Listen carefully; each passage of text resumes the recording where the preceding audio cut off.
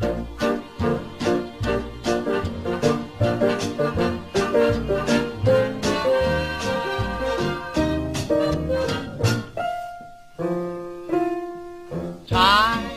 have changed, and we've often rewound the clock since the Puritans got the shock when they landed on Plymouth Rock. If today any shock they should try to stem, instead of landing on Plymouth Rock would land on them. In olden days, a glimpse of stocking was looked on as something shocking, but now God knows anything goes. Good authors too, who once knew better words, now only use four-letter words, writing prose. Anything goes. If driving fast cars you like, if low bars you like, if old hymns you like, if bare limbs you like, if Mae West you like, or me undressed. All right, good morning, everybody, and welcome to Honey Badger Arcade. My name is Brian, and I'm here with John, the problematic white guy, and this is the Week in Culture, where we're going to be talking about all of the shenanigans that have gone on since the last week and try to get a little bit deeper into the conversation that most do typically. So, hi, John, how are you doing? Oh, awesome as always. Found out, as I was telling you before the show, you evidently can do the new Rumble ad reads as a voiceover to women shaking their tits, and it is perfectly acceptable. So I cannot complain. I don't necessarily want to do paid ad reads, but if I can do them in such a way as to just glorify more titty shaking, then yeah, I'll do more than the minimum. So I can't really complain, I guess. All right. Yeah. Yeah, So I don't have any options to do any ad reads for right now. I don't know. Sometimes they give it to me, sometimes they don't. I'm not really sure. Maybe I have to be like a premium member. It's part of the creator program itself. It's one of the new things that you have to do. Like you have to, of course, be a premium paid member, and then you have to have over 100 subs to your channel. You have to do 30 stream hours a month, 5 of which are premium access. And I guess they're going to change that to premium and channel members, channel subs. And then the 20 unique commenters during the month. And then they just added in that you have to do like these 5 ad reads, which has been a bit divisive. But when I heard about it, the first thing I said to Toasty was like, well, what if we just have you, because she doesn't like reading. So I was like, what if I read it and you just shake your tits? And we tried it last night and we got the approval. So we're going to keep doing it that way. So, yeah. All right. Well, that's good to know. Capitalism. If I happen to come across any tits that would be willing to help me out, then I'll definitely make use of them. But indeed. I'm sure that there's a benefit to that. But anyway, so we have a packed show. So lots to talk about and a lot of good news, actually, or at least, like I was saying before the show, things that are pointing in the right direction. We're starting to see more and more people not just trying to address problems with our culture, but actually acknowledging that there are problems. And I think that it's, well past time that we started discussing these things. And I'm glad that people are catching up to where I've been for the past 10 years. So anyway, let's get into the stories. First off, we got Gina Carano with a victory, which I figured was inevitable anyway, because frankly, she did nothing wrong at all. But what is it that, in case you guys don't know, Gina Carano, who played Cara Dune in The Mandalorian, and this is important because while she is was an actress in her own right that had done a few things before that was kind of like, it was her work on The Mandalorian and by extension working with Disney that created this controversy. She settled her wrongful termination lawsuit against Disney and Lucasfilm on August 7th. Filed in February 2024, the lawsuit claimed her 2021 firing was due to her expressing conservative views on social media including a post comparing the treatment of conservatives to Jews during the Holocaust, which is literally like she made a post on Twitter. It was Twitter at the time, I think. Yep. And basically talked about the COVID lockdowns that were going on at the time to essentially Nazi Germany, and Disney flipped out. They flipped out, and a bunch of other actors, people that she worked with, also flipped out. Okay. Carano alleged discrimination and sought reinstatement of war damages. The settlement terms were not disclosed, but Lucasfilm expressed interest in future collaborations, noting Carano's professionalism. Elon Musk and X funded her legal efforts, which Carano, by the way, thanked Elon Musk because he was one of the, I think he was like one of the biggest donors to her legal fund, right, so that she could fight against Disney. And both parties described the resolution as amicable, with Carano expressing gratitude and a desire to move forward in her career. So, do you have any thoughts on that, John? Well, it makes a lot of sense considering that if this thing had gone to Discovery, that's the last thing, Disney wants. So, would you mind going into that a little bit? Why do you say that? Oh, well, I mean, the way that they spoke about her in their Slack channels and everything like that, they said some pretty. I mean, the idea of like, she's a white supremacist. These people are, like the usual stuff. Right. So they would do anything and everything within their power. And when your Disney lawyers, and these are some high paid lawyers, when the Disney lawyers are saying, yeah, we can't have this go to Discovery, you're in a shitty position. So it did take some time. They did drag it out. We started talking about this a year ago when we first started doing this show. And I don't even think I mean this I was living in Seattle when this whole thing went down. So this is like, I mean, this was right during COVID time, so it's like 5 years ago this whole thing took place initially. And they went from having what was the most highest regarded season and interest in a Star Wars property to practically nothing overnight, and it was largely in due part to Gina Carano no longer being one of the focal points on the show. And if you're gonna have an ass-kicking female character, you're gonna try to build something around. It helps if they actually have some legitimacy to them, and her character did have that. And when they shunted her out, they tried to make it the Bo-Katan show, and like the Mandalorian is just a mantle. Yeah, so there was really no way out for Disney in this situation. I think that they finally, they were dragging their feet as much as they could, but knowing that your choices are either settle or go to Discovery, I think that they, decided that yes, it might cost them some money, but they were clearly in the wrong to begin with, obviously. But had this thing gone to Discovery, you think Disney gets bad press now? I mean, yeah. The idea that their Slack channels would have been opened up, and all the things that they say behind the scenes would have come to light. Yeah, that's the last thing that they would ever want to happen. So, yeah, for sure. The thing is, Gina Carano was actually, when she was working on The Mandalorian, I think that she was an ideal person for the role and the show, because I think Disney wanted to signal, like, look, we have a strong woman in the show, right? That was the way she was presented. But the problem is that she misbehaved. Right. That's basically what happened, is that, and the reason she was is being a strong woman. Imagine that. Yeah, she actually was someone of some moral character.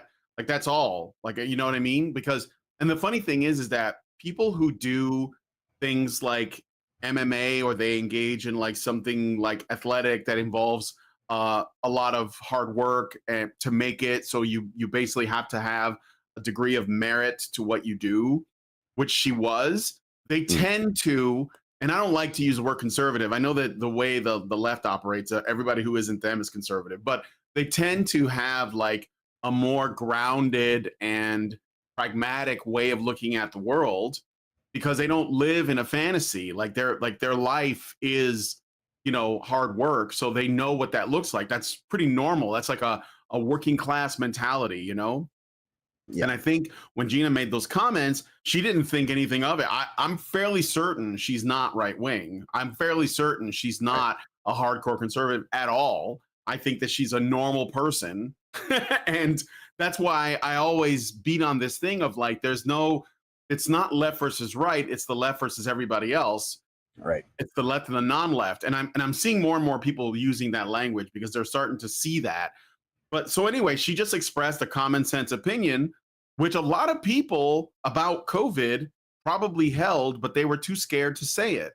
Right. And she wasn't. And that's what happened. And the purpose of that, by the way, when they canceled her and they basically made statements like, you know, what do they say? This is abhorrent and unacceptable. The purpose of that was to make everybody else shut up. They were like, oh my gosh, she lost her job. I'm not going to say anything. Right. But the Right. thing is, like, they don't actually care about what they claim they care about. They don't actually care about strong women in the media. They don't care about that. They want to signal it. But if a person is actually strong and they show they have a spine and they disagree, then there's going to be a problem. So I think that she got in trouble because she misbehaved. Essentially, she didn't do what she was told. And then when she did, but she won, and you're right.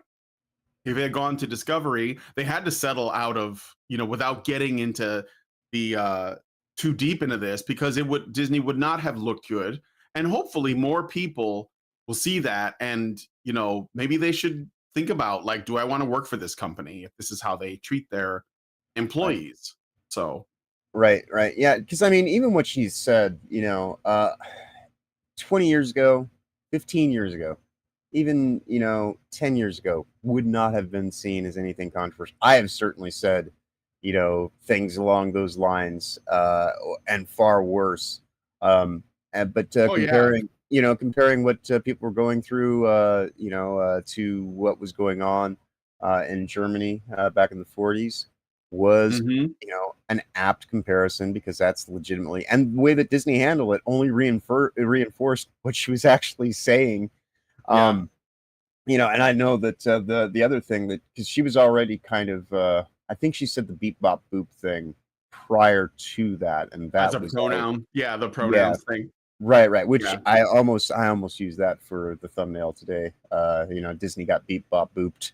But yeah, but it's just one of those things where it's like, you look at the whole situation, the way that it has evolved, and you know, Disney is the empire.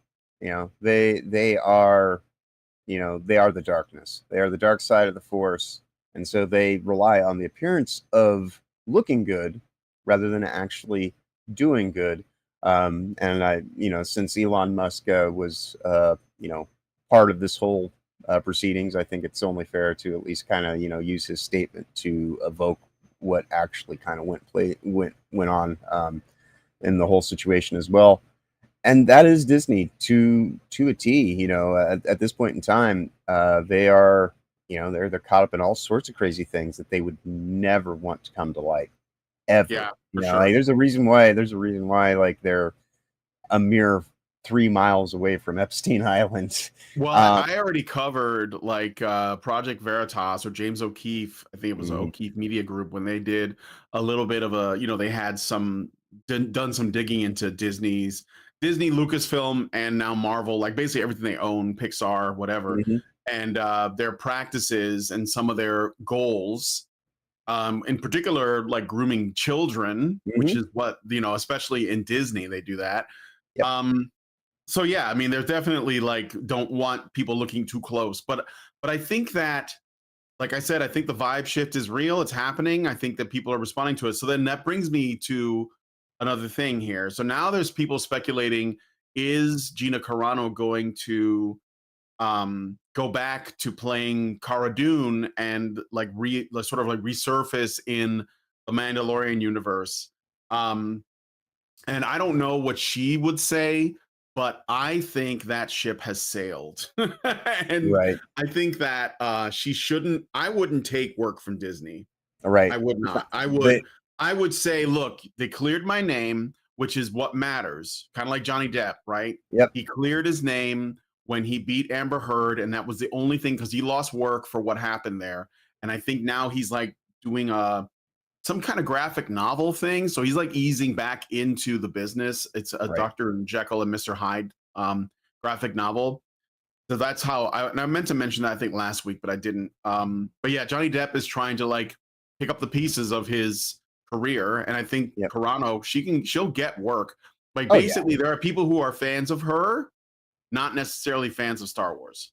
Right. So She can write her own ticket at this point in time. And quite honestly, like when you get a win off somebody who spent the better part of their time and effort trying to libel and slander you, undermine your fortune and future, and everything like that, it would be not wise to give them yet another opportunity. Because, like, yes, they had to do the payout, but if you were to go back to that, they will try to find a way, even subtle digs. They'll try. Like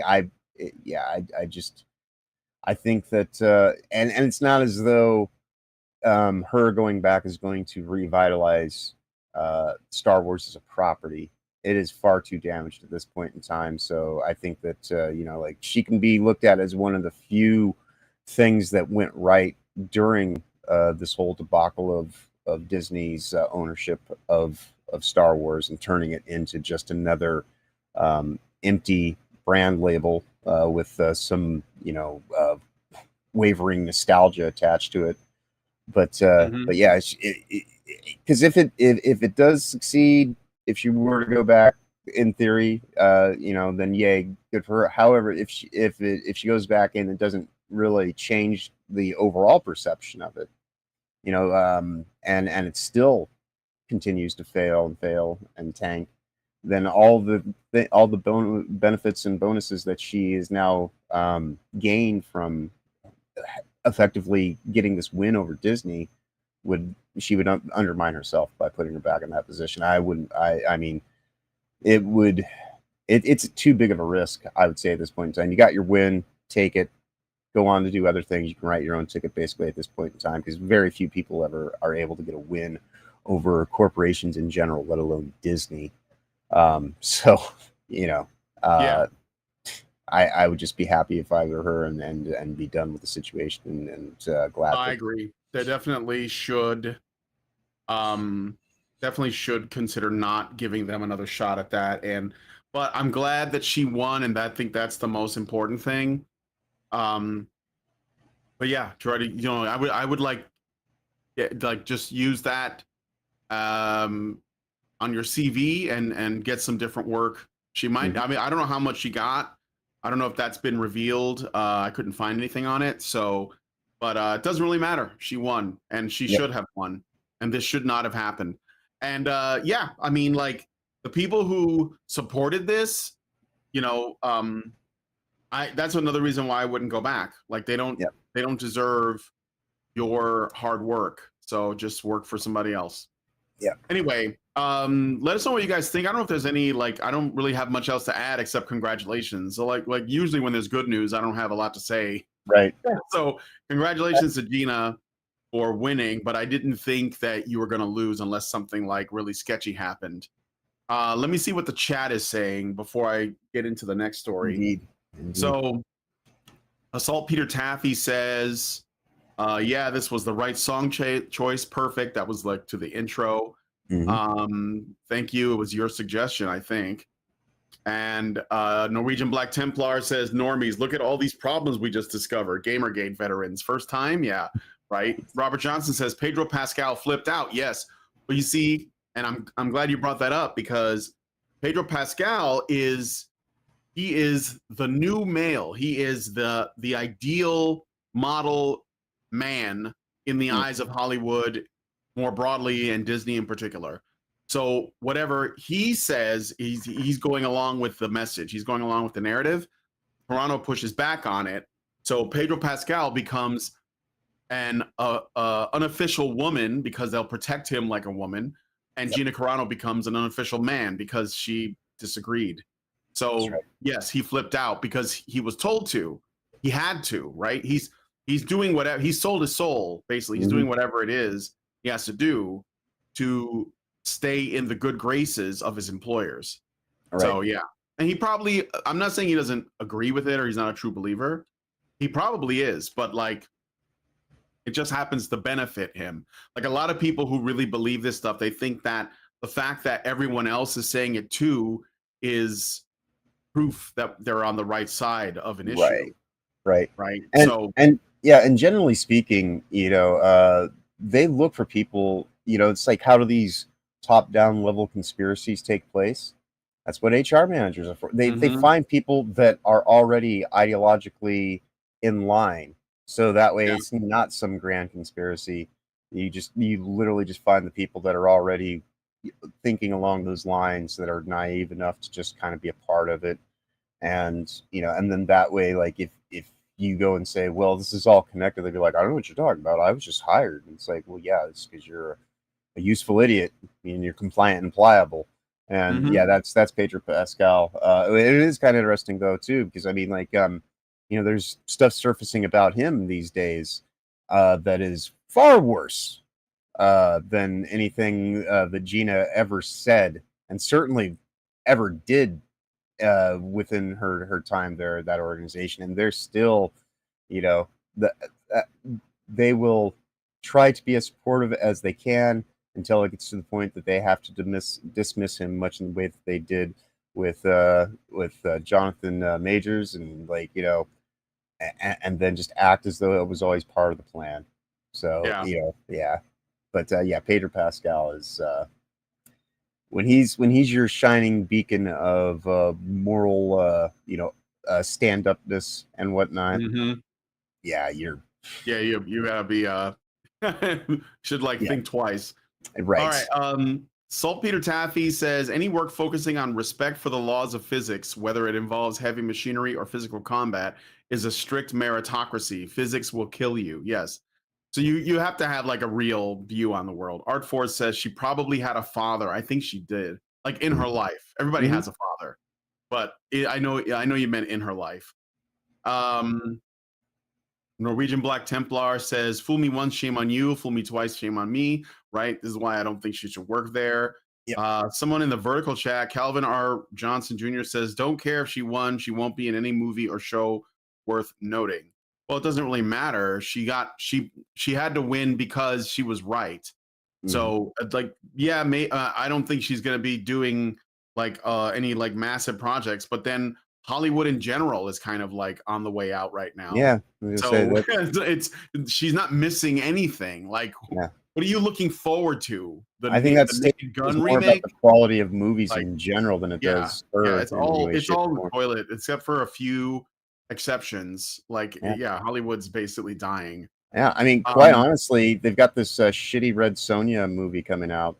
God. Yeah, I know. I haven't looked at it, but no, it's not worth looking into. No, I know. It is. Yeah, I mean, it is. Like she does the whole thing. Like they put her in the costume, but of course she's like, ew, and it's like, Jesus Christ. That would have been a perfect movie for Gina Carano, to be quite honest. It would have been. I don't know. Red hair though. I mean that's easy enough to fix. I know, but I want to know. But what I'm saying is, I don't know what it would look like. Right. If you change someone, because I know she's done the blonde thing for a while, and it didn't sit well with me. I think she just has like a raven-haired. Yeah, I mean, there are ways to do red that like it could have been like more of like a burgundy, or like. I'd like it to be pretty bright, because it is true enough. Brigitte Nielsen did Red Sonja in the 80s, right? That was a fun movie, if you ask me. Yeah, but I'm just saying, Schwarzenegger was in the movie. Do you know that he was originally supposed to be Conan, but there was a rights issue, so they just made him some other guy that just happens to be very similar to Conan, but wasn't Conan? Yeah.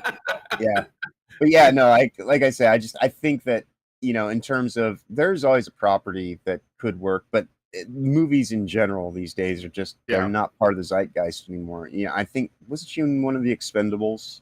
But I could be wrong on that. But I don't know. It is. I don't think I saw the last Expendables. Yeah, I was gonna say that they they started off strong. They did their thing, and like they play to a certain kind of audience. But that's the thing is, movies in general, though, the quality of the writing and this and that, like it doesn't take much to be in something that is worth note, other than showing up, actually doing your job to the best of your ability. But even still, the quality of the work goes beyond any one individual. So, I mean, that's kind of a non-statement, yeah, to be quite honest. Well, I think like we'll see. I mean, she's also kind of getting up there now, so maybe she won't have a lot of projects left in her. Maybe she'll just like take the money. Well, I mean, yeah, I was gonna say, down, I'm sure the settlement was probably good enough that she probably could just start her own production company if she so wanted, or she could just just enjoy the fact that she did the thing, she did whatever, and now like maybe she might be tired of the whole fucking thing. Because I think she's kind of like, I think she's like in her 30s, so that's why I'm saying like time waits for no one. Yeah. But anyway, let us know what you guys think about that one in the comments. Would you like to see her return to that role? I know the character of Cara Dune was very cool, but unfortunately, like, they canned her. And I think that was probably like the end for them, because, as much as, a lot of things went wrong. They made a lot of bad decisions, but that was one of the big ones. So it's almost like, one of those things that I don't think can be fixed. You just let it go. But anyway, let me know what you guys think about that one in the comments. And I'm going to move on to the next topic. So you guys familiar with Beau DeMayo? I hope I'm saying this right. Mm-hmm. So he's the showrunner of X-Men 97, which was like a series that Disney showed. It was like a season with like a simple little story that was a throwback to the old X-Men cartoon of the late 80s that was on Fox. And he was also a screenwriter for the original Blade, or no, sorry, not the original, for the never to be released but supposedly on its way Blade film. I don't think it's ever going to happen, but he was a screenwriter for that, the Blade movie that never happened. And so because he worked on X-Men 97, he accused Marvel and Disney of what he calls egregious prejudicial misconduct in a 30-minute video posted on his OnlyFans on September 4th, 2024. I'm assuming his OnlyFans has nothing to do with porn, but it's probably just exclusive behind. I hope so. I mean, I don't know, but he did talk about this. And he is an openly gay black man, and he alleged that his identity was weaponized by Marvel executives and crew members to undermine him, using stereotypes such as being big, intimidating, too opinionated, angry, emotional, flamboyant, and dramatic. So this is kind of like leftists eating each other kind of a thing. Yep. So he's basically accusing Disney Marvel of stereotyping him as a angry, emotional, flamboyant, and dramatic gay black man, and weaponizing his identity. But Disney was using like his identity as the means to virtue signal about their hiring of him for the show. And that is the double-edged sword of DEI hiring. Is the part of your hiring is the setup for the firing. You either let them laud you with all the false praise and whatever to put you in that position, and you just go along with it, and you are compliant and pliable. But if you actually go and say, all right, well, I got an opportunity. From here on out, however I got this opportunity, I don't have any control over it, but I'm going to actually treat this with some legitimacy and use my own talent, skill, and ability to move the thing forward. And at that point in time, when they were happy to say, oh, we hired this gay black man, to like head up the series, won't this be great? Won't he toe the line? And then he didn't, and he actually cared about the property for the sake of the property, and actually doing right by the continuation of the series that used to be on Fox Kids. I used to watch that back when I was in my preteens, and even later, I guess my teenage years and whatnot. And it was a good show back then. And and from what I understand, this newer series did as well as anything can, to be in a continuation and service to what that was. I mean, I'm certain it had like little nitpicky bullshit. I watched it for free, like on I watched it for free.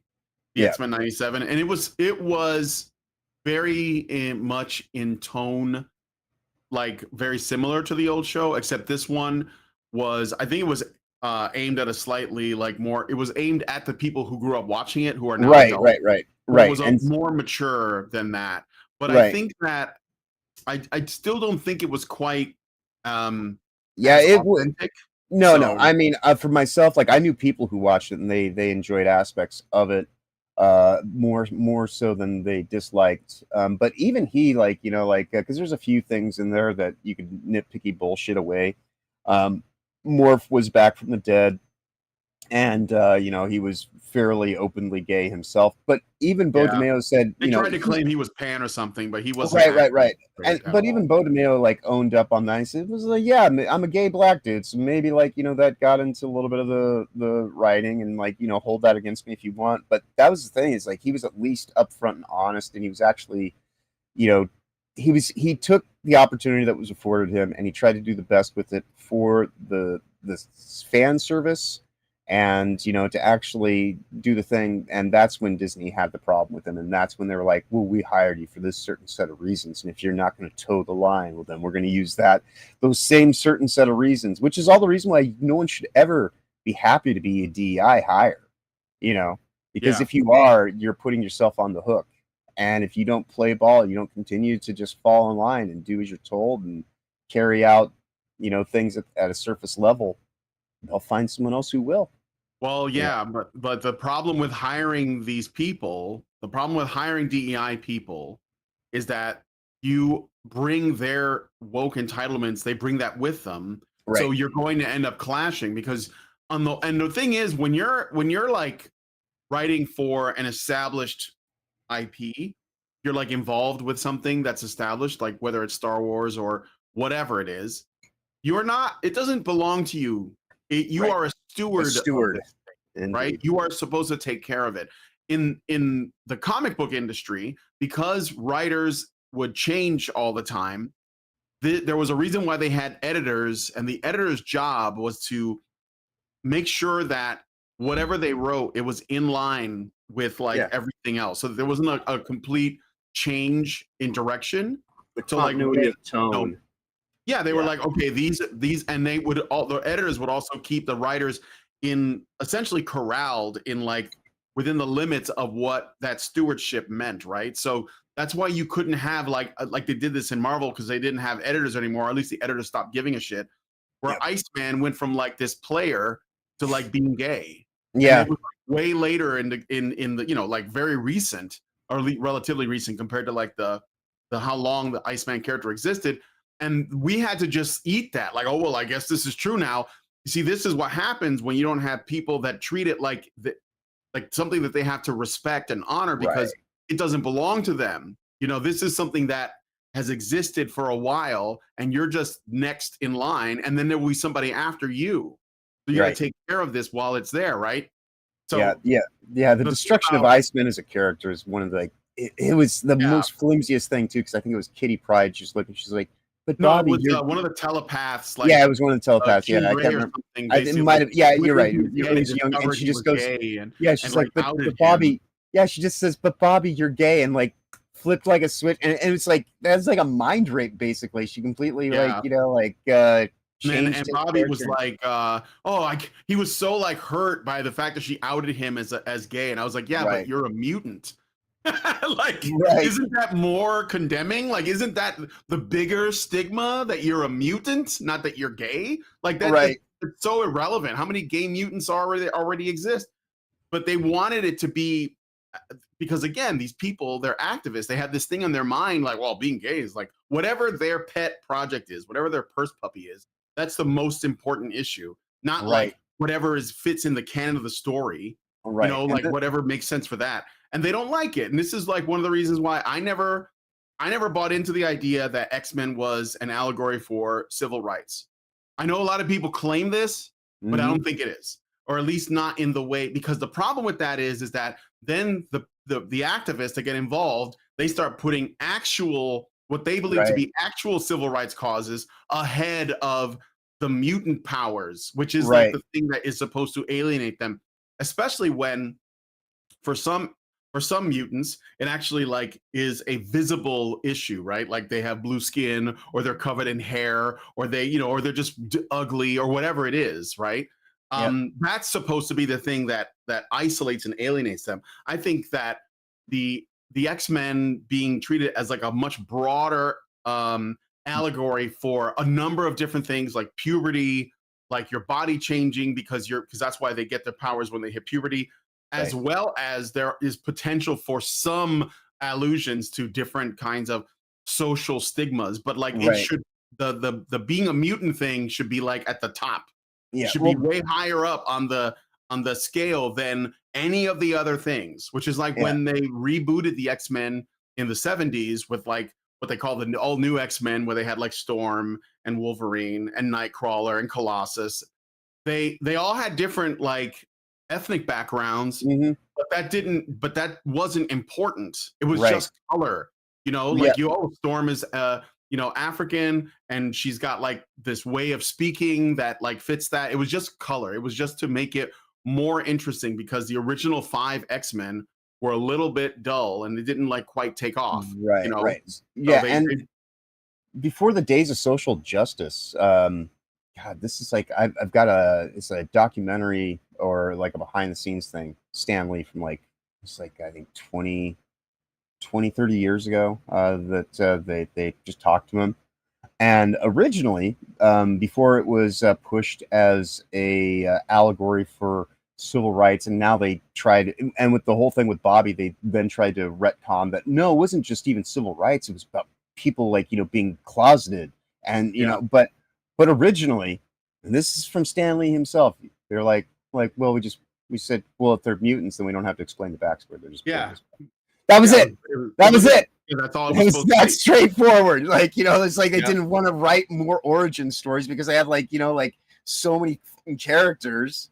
It's a team. So if you just go and like, I mean, it's the reason why Cosmic Rays are the Fantastic Four. It's simple. It takes care of it. It's there. It's over. It's done. And so that, you know, and so they're like, well, they're mutants. They're just born this way. You know, that's all it ever was. It was a quick way to sell action hero based comic books, superheroes, without having to do a whole bunch of, you know, like trying to reverse engineer how did this person become this? Well, they were just born that way. All right, cool. There you go. There it is. You know, sometimes a cigar is just a cigar, as they say, right? And sometimes a mutant is just a means to an end so you can sell comic books. Yeah. Okay, but anyway, so but here's where the story gets interesting. So we have this situation where you have like you know, kind of a woke writer guy working for a woke company, and they clash because surprise, surprise, wokeness is destructive, not constructive. But then he like time passes. This is like 2022, 2023, and time passes, and on August in 2025, so like just a few days ago, he posted on X this. This too, but at its core, at Marvel Studios has spent the last 5 years bragging about how they hire talent and execs that don't read the comics and that hiring fans is a problem. Right. Who at Disney Studios thought this was a good tactic? Never mind something so gleefully brag about, which reflects his frustration with Marvel's hiring of individuals who he believes lack familiarity with or respect for the comic book source material, which obviously, and they do it deliberately. So one of the other issues they have with him is apparently he was too much of an X-Men fanboy, despite the fact that he was still trying to change things. So like he knew he was too much of a fanboy for Disney because they wanted to be more like say outside of that. They actually hate the thing that they're adapting. Like they don't want people to understand it. But even though this guy would also get pushback from real fans that were like, no, you can't change these characters, Disney doesn't even give a shit. Like they don't even, the people who work at Disney Studios just don't care. Then on August 8th, he wrote, but there's some very big and very damaging skeletons on Blade.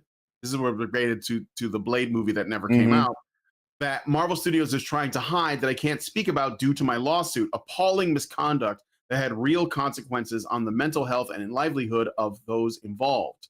Yeah. In a post, yeah, go ahead. Oh, I was going to say, yeah, the more often than not, they are trying to turn Blade into a period piece, and I mean that in all the senses. But which is why it'll never come out. But I know with Bo specifically, because I used to, be mods for other channels. The guys that I modded for, they actually had a conversation with Bo, and that was the other issue that Disney had with him is yes, he was very much in fan culture. He was willing to, because he answered the whole thing because it was one of the people here in this pop culture kind of space that said the whole thing about, well, like, his thing with Morph being gay, and he's like, well, I'm a gay black man, like, of course, maybe, like that kind of came through.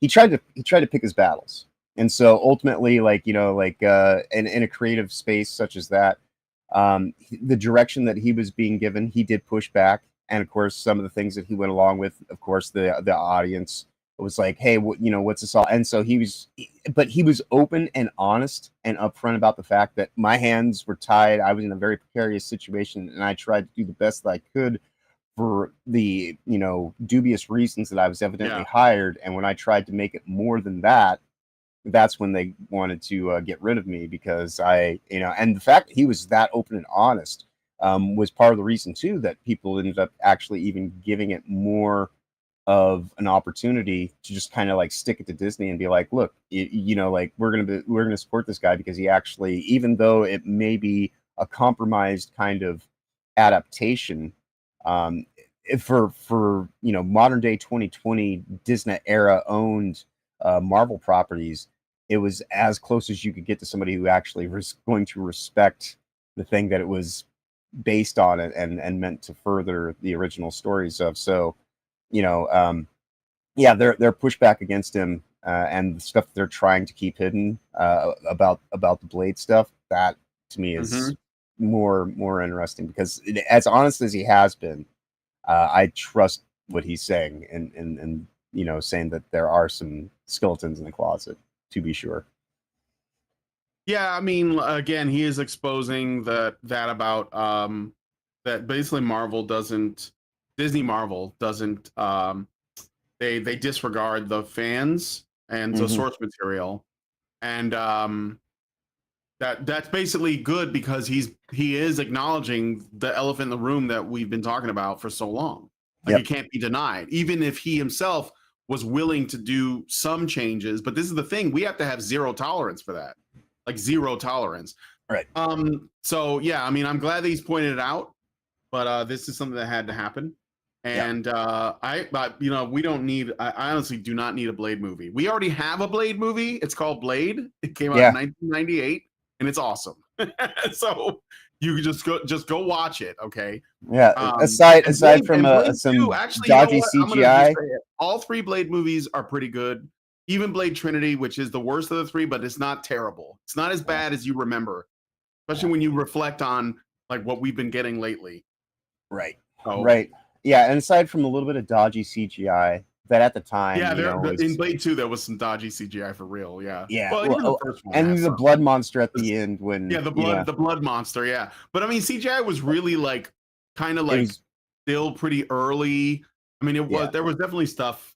It wasn't and to be quite honest, back then when you were watching it on a CRT monitor, it's because the the budget wasn't the same. It wasn't like Jurassic Park, is like older than that, if I remember correctly, and Terminator 2, and those, they're great CGI.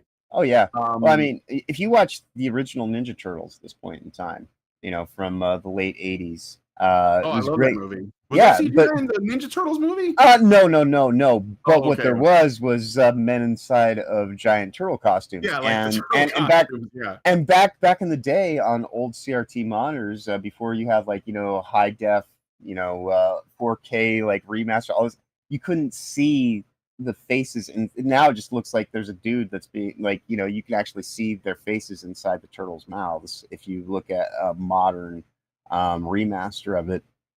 But that's just one of those things where it's like, given the era that it was made with the technology at the time, and it looked fine at the time. You look at it now, but if you can forego like modern sensibilities based on the technology that it was put out by, it's got some dodgy CGI by today's standards. However, it's still something that it's still a good movie. It's still about you got a vampire slayer with a sword kicking ass. That's all you need. And Disney seems to be failing in the regard of understanding that that's all you need for a Blade movie. Doesn't need to be my daughter and this. They couldn't even get the Punisher right. It's literally just a guy with guns. Right. Like they can't even get that right. Right. I don't like it's mind blowing. Yeah. Okay, so let me see. Let me look at some comments from you guys in the chat. I see Toasty with the Mosty is in the YouTube chat. Hello, Toasty. Welcome to the stream. I hope you hang out. Robert Johnson says, Master Go, I would agree with you, but I have to argue the Battlefield franchise was dead after 5 and 2040, yet here we are. So I guess Battlefield 6 is actually doing pretty well right now, and that maybe EA has like addressed people's concerns. From what I understand, I remember the last time I played a Battlefield game, it was like the Battlefield 1942, which was like the PC one. It was basically the first big Battlefield game that I remember. You can like drive tanks and fly planes and all that. Yeah. Jeep. That was pretty fun. Yeah, I can't say I ever really got into Battlefield myself, but that's because I've never been a fan of EA or anything that they do. I think the only game from EA that I have really had any kind of interaction with in the last 25 years was the James Bond game that they did with Pierce Brosnan that was in third person. Oh yeah. That was a good game because it had like elements of Need for Speed. And because like the way that EA puts their games together, that was kind of my whole thing on like I would not buy a racing game from EA, and I wouldn't buy a 3D platformer, third person, camera follow game behind, because if you just bought James Bond, you effectively had all the things that went into things in one game, and so I was like, this is the pinnacle, and the gadgets they had in the game were good, and it was Pierce Brosnan. But yeah, generally speaking, though, I just avoid EA. So I'm glad people are enjoying Battlefield, and more power to them. Hopefully, it is a far more rewarding experience than all this modern warfare shit that is. Stuff. Yeah. I don't understand the allure of being playing as Peter Griffin or Beavis and Butthead. American Dad. Yeah, right. I think they're chasing after the Fortnite crowd. That's what I think they're doing. And I think it's like, dude, no, it's too late. Fortnite's too big, but it's its own thing. You should try to be your own thing. So, okay. So let me see some more comments here. Robert, Norwegian says, to me, the X-Men was about misfits being shunned by greater society. Yes, that's correct. That's all it was supposed to be. I mean, like you could look and Stan Lee, like sometimes he'd get confronted and asked, like, is this about black people? And he would say, yeah, sure. But like he was just trying to sell the books. Right. He's gonna sell whatever. I mean, like whatever you need it to be, man. Lee, but one thing was absolutely true is that he was a salesman. That was his whole thing. So like if you confront him on something and you say, well, is this an allegory for this thing? He doesn't care. Like he'll just whatever you need it to be, man. Just the book. Yeah, whatever you need it to be. It's not like Tolkien, where if you like go to Tolkien and say, you're trying to say, he's like, no, motherfucker, I'm not. It's elves and dwarves and men. Right. And that's the thing too, is like, like if you are because again, like I said, he came right out and said, no, we just did it because we didn't want to write backstories. That was the original thing, but later. But like sometimes people, in interviews, they'd ask him, "Is this civil rights?" And he'd say, "Sure." Right, and that's what I'm saying. Though it's like when asked about it to go into in depth, but if you go and ask him a closed-minded question, he'll give you a closed-minded answer, because ultimately it's like in the eye of the perceiver. You know, different art means different things to different people based on their own experiences, based on their own, you know, personalities, whatever you bring into it. That's going to be the way that you perceive the thing. And if you're going in and asking someone a pointed question and he's just like, yeah, sure, whatever. Like if it gets you to buy into it and like, you know, that's what you take away from it. I can't, you know, like, sure, why not? Yeah, Yep. there you go. So there, you know, like I think that he was just playing along with the person asking the question because he didn't want to, like, you know, have to, you know, make them feel put out by breaking, you know, their illusion. Yep. So yeah, for sure. Okay. Art Force says Blade New Order Confusion MX. Yes, the song, everybody knows the Blade song. The Blade song is called Confusion, pump panel reconstruction mix by New Order. It's 10 minutes long. and that's like when people think of Blade, they think of that. It's this it's not the Blade theme per se, because it's the music that plays in the club where, you know, you have the opening scene of the vampires like doing the bloodbath dance, and then Blade shows up and kills them all. Which is it's so good. It's like sets the tone for the whole movie. After that, I gotta watch Blade again. That's so New good. Order's And a Blade great 2 is pretty band. good too. That was very different. That was Guillermo del Toro did that one. So it has a different feel to it, but it's still very solid. Yeah. So yeah. All right. Norwegian Black Templar says the CGI used in Lord of the Rings still holds up. Yeah, it does really well. Actually, I really like how they do the hobbits and dwarves. To like, they didn't really like put them in costumes. They didn't hire midgets. They just like did forced perspective. Yeah, like forced perspective stuff with the camera, and I think that worked really well. And this is why, like, whenever people talk about the Snow White movie and like Peter Dinklage and all that, I just throw that out because it's like you can get like 7 good actors and just do the same thing they did with The Hobbit or Lord of the Rings, and it would probably be better, you know. Right. So, Zarang says original TMNT movie still holds up. Yes, it does. Let me see. Gabriel says Blade Just 1 the is a first year one. younger than me. Oh, just God. the first one. Don't watch 2 or 3 though. Then you'll be like, the Turtles. Yeah. Secret of the Use. So what happened was the first movie came out and it was very much Eastman and Laird's. It was based off the comic book, but that was at the same time that the cartoon series was coming into fashion and Turtle Mania was starting to sweep the nation. And then, you know, when it got to Secret of the Ooze, they wanted to do a continuation on the original movie, but then they were hit with all this, well, they can't be using weapons, it's got to be slapstick. There was a whole bunch of fucking, like, you know, censorship feminist groups that were, you know, concerned about, you know, if they use weapons. So that was the whole reason Mikey ends up using some sausage links instead of actual nunchucks. You know, like if you go back and Secret of the Ooze, the only thing good about Secret of the Ooze, this me being kind, Vanilla Ice. Yes, that is it. That is it. Go Ninja, go Ninja, go.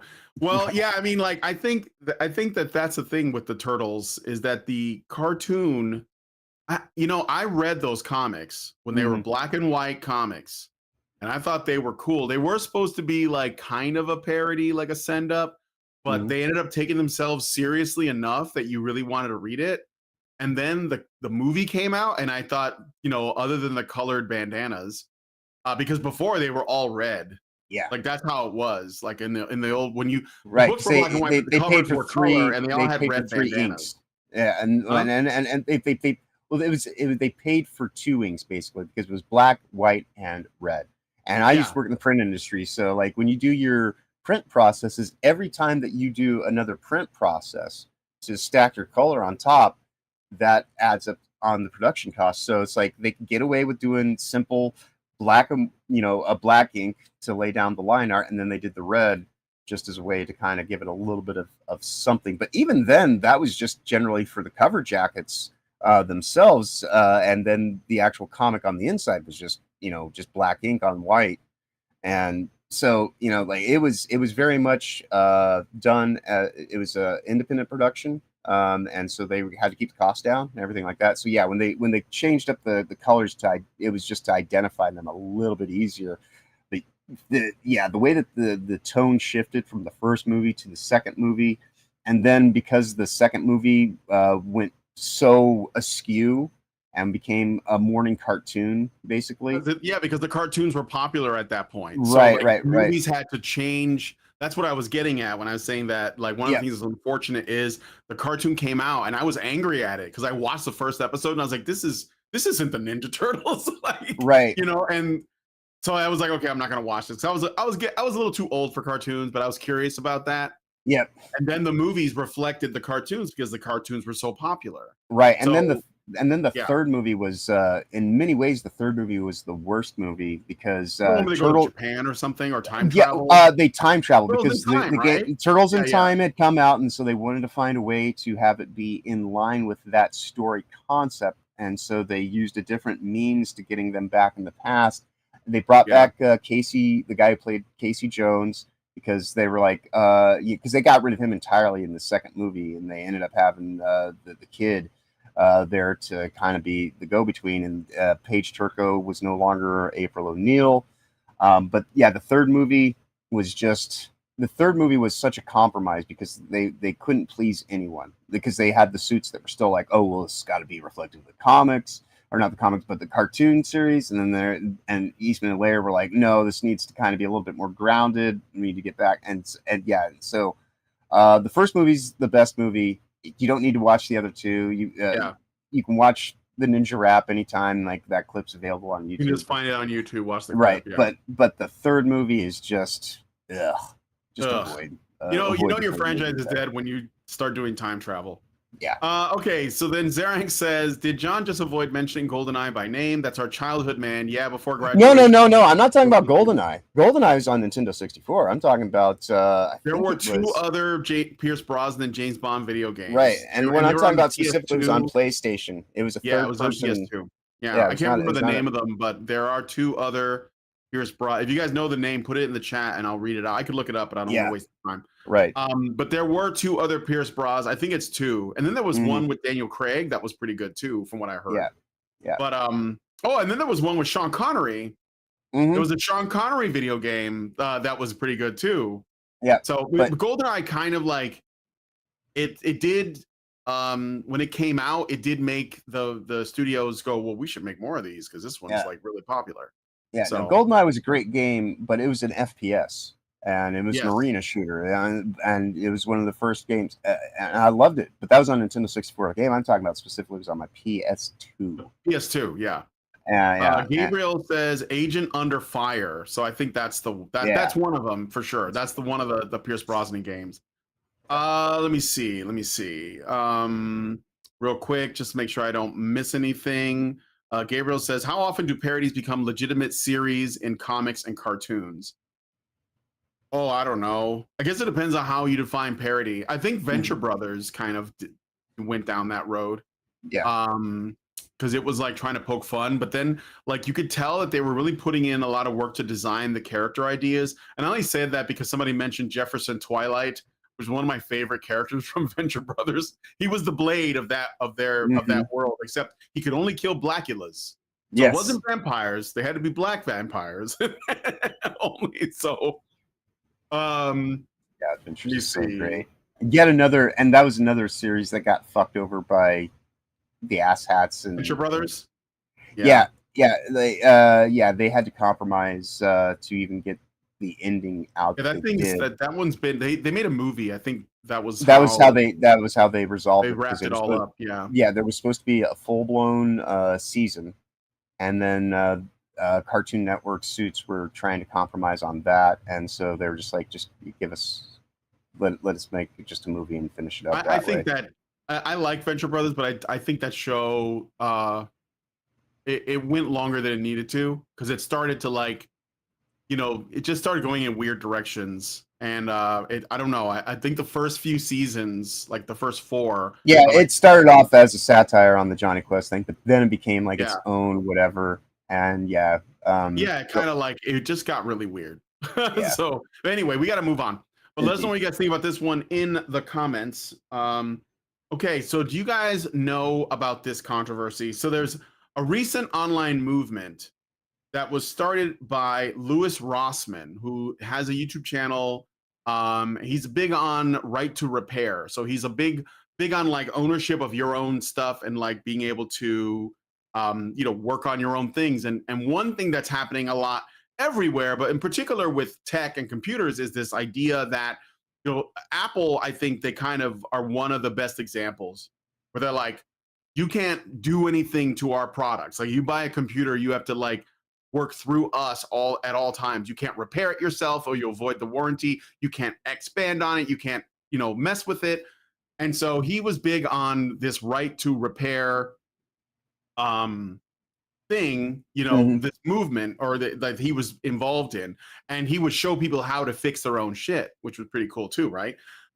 So recently, he made a video called Clippy for Vendetta, which was uploaded on August 7th and calls for users to adopt Clippy as a profile picture to express dissent against corporate policies, particularly those related to AI identification scans and content censorship on platforms like YouTube. The movement has been echoed on platforms such as Reddit, where Clippy is recognized as a nostalgic figure from the late 90s and early 2000s because he just wanted to help. You guys remember? And we used to think that he was annoying, right? Like you would get, he would show up and he was like, hey, do you need some help? Now we look back on that when you see how much things have changed since then. And it's like, oh shit, this is very different. The character officially named Clip It was part of the Office Assistant feature that provided help with common tasks, but was frequently criticized for intrusive and unhelpful suggestions. Despite its controversial reception, Clippy has developed a cult following and lives on in modern Windows 11 as the paperclip emoji. The trend has also been promoted by other public figures such as Rodrigo Polo, who urged followers to change their profile pictures to Clippy on social media. The profile picture of the official X account at the Clippy was created in 2013, features the character's image, further cementing its status as a digital icon. So it is on the one hand, there's it's like a expression of solidarity, but also it's linked to a cryptocurrency. You guys know there's a cryptocurrency called Clippy, blending financial speculation with the protest. The movement reflects broader discontent with big tech's exploitative practices, though its impact remains symbolic right now. So, which, that is, I wouldn't call it a criticism, but I think it's a start. So the idea is that what Louis Rossmann is hoping for is that people working in these big companies will see all these Clippies as they get like reactions, like letters and messages and stuff like that. So they see the scale of people that are taking issue with, the various ways that Microsoft and other big tech companies are overreaching, which is something that we didn't put up with back when Clippy was around, which is why we complained, right? Right. Yeah, because back then, like, everything wasn't a service-based subscription model, and, so more often than not, you either knew how to do shit or you just like didn't want to be bothered. You knew but that was the thing is, Clippy was there to help you. He did give you information. More often than not, you probably already kind of knew. And if you didn't, you were probably kind of somebody who didn't care to know. And so like, it is kind of an interesting litmus test is that, your reaction to Clippy kind of like says more about like your level of tech understanding. And so he was just kind of hated by people who knew too much and people who knew too little and people who were just kind of right there, like they're like, all right, cool. Yeah, whatever. So, I can sympathize with Clippy as somebody who, it's kind of like, the statement earlier and like, all these people that are just coming around to like go what Gamergate is. And it's like, oh, thanks for catching up, It's like, first time. Right. Like we've been here trying to help you people this entire time. You want to like sit here and say, oh, you're conspiracy theorists or whatever. And now it's just kind of like, how did you know? Well, I fucking paid attention, So yeah, people used to actually like to fix their stuff. I think people still would. But unfortunately, most things have been pay gated and closed off and turned into these, walled gardens of just hand it back over to me, and it's only going to work for 2 to 3 years before we demand that you go and get a new thing that, you know, is going to fall apart in 2 to 3 years as well. So I can definitely support the idea of, you know, showing the powers that be that, yeah, no, we like to own our shit, and we want to be able to just kind of deal with it as needed. You know, so I can definitely be in support of this. Yeah. Yeah, I noticed when I went to Rossman's original video, if you look at the comments, everyone has a Clippy profile picture. So, and it made me think. I was watching this with my wife yesterday, and she was like, "I didn't use the Clippy. I used the dog." Do you remember? There were like 3 different little characters you could have. There was a dog. Yeah. I think the dog's name was Fetch, but I don't remember. And Yeah, there was a wizard. Wasn't there like a wizard? Am I like not remembering I this correctly? believe there was a wizard and Yeah, the I dog. think there was I a recall wizard. because Let yeah, me know if because you like guys remember. I yeah, think because Clippy like was the default though. yeah, because back in the day, you know, you always used a wizard in computers. Yes, yes. So yeah, I think it was a Set play things on up. that. Yeah, and so yeah, I think it was those 3 because fetch was a command, and of course, dog, go fetch me this. So yeah, if I remember correctly, Yeah. it was a wizard. So Yeah, I think so. But things used so to be more maybe straightforward back they had then. different, huh? I say things used to be so much more straightforward back then. Yeah. Yeah, you know, and even though I'm no fan of McDonald's, like, you know, McDonald's used to be a place that you went to, like, you know, like have like a ball pit and kids playground, and now you go there and it just looks like a fucking prison cafeteria. You know, Mhm. And what happened to this place? You know, Art too many Force suits. says, I thought I just saw it. Where was it? Oh yeah, it says EE here. I don't know what EE stands for, but EE here. I actually have my own rework setups. Rossman is right. Mhm. Yes. Master Grower says Apple makes their products break easy if you try to repair them yourself. Yeah, they are planned obsolescence. That's why I hate Apple products.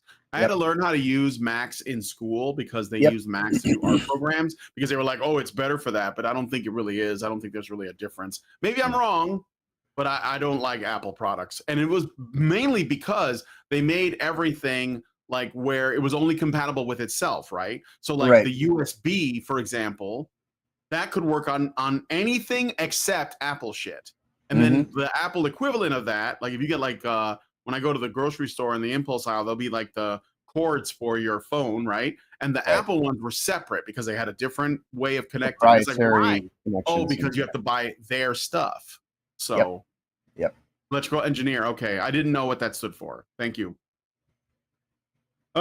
So yeah, just thought I would share that. This is kind of a little one, but yeah, if you guys are interested in that, I guess consider changing your profile pic to Clippy. Maybe they should make like a VTuber that's just Clippy. Wouldn't that be funny? I'm about to look into that. I'm All sure right, that I'm sure we're it gonna move has. on to the next story. Let me see what else you guys are saying before we do that, though. Robert Johnson says, and back then, businesses were in the business of doing business instead of considering the feelings of stakeholders. Yes, Mm-hmm. that's right. Yeah. Well, Stakeholders. that's back when there was legitimate competition between a multitude of businesses that needed customers to actually profit. And now it's all top-down driven consumer models where it's just about revenue cycling and just making sure that you're, you know, have like something good to report at the next quarterly report meeting. Yep. Yeah. So fucked. All right. Well, anyway, let us know what you guys think about this one in the comments. It's time to move on to the next story. So on August 7th, and I didn't expect this. This was not on my Bingo card. my bingo card in terms of like Gamergate stuff, which is kind of is related, which is kind of wild. President Donald Trump signed an executive order titled Guaranteeing Fair Banking for All Americans in order to address politicized or unlawful debanking, where financial institutions deny or restrict services based on customers' political or religious beliefs or lawful business activities, including those in the crypto industry. The order criticizes past practices such as government-directed surveillance post January 6, 2021, targeting conservative associated transactions at Cabela's Bass Pro Shop or at Cabela's Bass Pro Shop, or involving terms like Trump or MAGA, and programs like Operation Choke Point, which pressured banks to limit services to disfavored industries. It denies or defines such debanking as discriminatory and unlawful under laws like the Equal Credit Opportunity Act. The directives include, and this is important because it will have an effect on this whole thing that's going on with Collective Shout, I think. Yep. Right? One hopes. One hopes. We don't know for sure. But I think that Steam and GOG and itch.io have a case, and especially if they're American-based companies. So the directives include federal banking regulators. Within 180 days, regulators must remove reputation risk and similar concepts from guidance documents that enable politicized debanking. Issue formal examiner guidance and review regulations to ensure apolitical, risk-based assessments. Within 120 days, they must identify institutions with past or current debanking policies and take remedial actions such as fines or consent decrees. Cases of religious-based debanking must be referred to the Attorney General for civil action. Small business administrations, within 60 days, the SBA must notify lenders in its loan programs to, within 120 days, reinstate clients previously debanked unlawfully and notify affected clients of renewed access to services, including payment processing. Treasury strategy. Within 180 days, the Secretary of the Treasury, with the Assistant to the President for Economic Policy, must develop a strategy to combat debanking, including legislative or regulatory options. The order emphasizes fair access to financial services based on objective, risk-based criteria, citing harm to individuals' livelihoods and public trust in banking. It specifically notes the crypto industry struggles with debanking, claiming the administration has ended Operation Choke Point 2.0 to protect digital asset firms. So there's a couple of reasons why this happened that don't have anything to do with Collective Shout or Steam or Itch or GOG. But so first of all, we're looking at what happened after January 6th. A bunch of people got debanked. They were not able to access their funds, okay? Even some of the people that would be considered the worst people, like Nick Fuentes, for example, was debanked, and he's unable to have a bank account anywhere. And Trump is basically, I'm not saying that he said, I'm going to look out for Nick and write this for him. No, but he did it in the broader aspect of this is, you can't do this stuff to people because they have a political viewpoint or a religious viewpoint. But also, apparently, there's issues with cryptocurrencies and people who are, trying to do this sort of decentralized approach to finance and economics, where they were being debanked, and he's like, no, because he's interested in crypto, so he's opening it up. But I think a potential side effect, a beneficial side effect of this, is that it is going to prevent, or at least be let's say a thorn in the side of these activist groups like Collective Shout that are trying to get payment processors to stop supporting Steam, because it is a form of debanking. I think that this is pretty big. And I don't know if you guys want to give your thoughts. So I know Archcast just this week got debanked from that's right. Arch got debanked. Yes. Yep. He's got $15,000. I mean, he's not American, but Canadian truckers got debanked back when they protested, right? Yep. Yeah, and he's got $15,000 that he no longer has access to for at least probably the next 120 days. And when they do that kind of shit too, they say that they have to do it. We're going to retain the money so we can take any fees and this and that. But last I checked, your PayPal fees really shouldn't even be all that much, especially if you've got a surplus. But the entire time that they have your money, they're using it for their own investments. They're still making money off of you. They're just separating you from having access to your funds. PayPal did the whole thing. Was it not PayPal? It's fucking GoFundMe with Eric July. Similar kind of circumstances. Because Patreon did this to Carl and a few other people that were on Patreon. Yeah, and so there's a lot of this going on. And if this is, even if this isn't directly associated with what's going on with the things we care about, that is the wider aspects of civil liberties and things like that. Like people are supposed to have protections, to conduct their business how they see fit. And, just because you don't fall in line with the politics of favor, for who your institutions are, as long as you're not doing anything illegal or illicit, say have your opinions, whatever. And if you don't want to be associated with that, that's personal choice, personal matter. But, when it comes to, like the games companies right now, Steam and Itch and all that kind of stuff, they have processes in place, and fiction is fiction, and it's so weird, the way that they're trying to sit here and try to spin it, all the stuff, Collective Shout, the more that you look into it, the more that you see that, yes, indeed, it is just like the thumbnail that I put last week, where Collective Shout is the vehicle for the WF and the United Nations to try to take over the world through financial means. And if you don't fall in line, then they will, one way to censor people outright is to take away their ability to speak. But another way to do it is to debilitate them by not giving them the means to actually have a way to speak, and that is, people's money and things like that. So I certainly hope that this can be used for a broader range of protections, and that this will hopefully, be something that we can utilize as a way to make activist groups such as Collective Shout and someone in my Discord sent me some. I got quite a good bit of information to do some more research on this weekend as it relates to the real motivations behind all of this wide-scale censorship that's happening in parallel, using terms of service as the way to try to get it across.